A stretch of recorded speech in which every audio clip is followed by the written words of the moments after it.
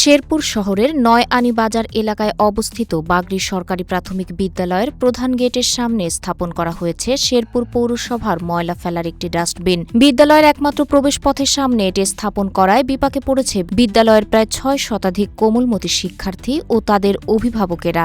একাধিক অভিভাবক অভিযোগ করেন, ডাস্টবিন থেকে নির্গত দুর্গন্ধের কারণে শিক্ষার স্বাভাবিক পরিবেশ ব্যাহত হওয়ার পাশাপাশি বিভিন্ন সংক্রামক রোগ ছড়িয়ে পড়ার আশঙ্কা রয়েছে। এই ডাস্টবিনটার জন্য আমাদের বিশাল সমস্যা, বাচ্চারা এই যে লেখাপড়া, খাওয়া দাওয়া, কত কিছু সমস্যা। স্কুলের সামনের গেটটার মধ্যে ডাস্টবিনটা, এই ডাস্টবিনটা সরানোর জন্য সরকারের কাছে অনুরোধ করছি।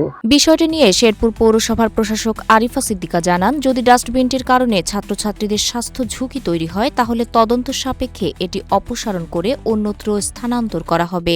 বাগড়ি মডেল সরকারি প্রাথমিক বিদ্যালয়ের সামনে একটি ডাস্টবিন আছে বলে আমি আজকে জানলাম।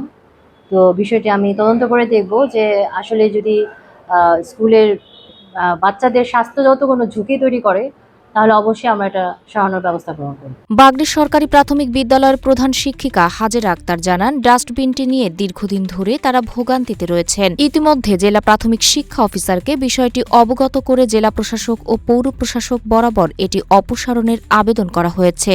স্কুলে এখান থেকে দুর্গন্ধ বের হয়, এই দুর্গন্ধে তারা অনেক অসুস্থ হয়ে পড়তেছে কিছু কিছু শিশু। এই বিষয়ে আমি ডিসিওপি আমাদের ডিপিও স্যারের মাধ্যমে জেলা প্রশাসক, পৌরসভার প্রশাসক বরাবর দরখাস্ত দিয়েছি যে ডাস্টবিনটা অন্যত্র সরানোর জন্য।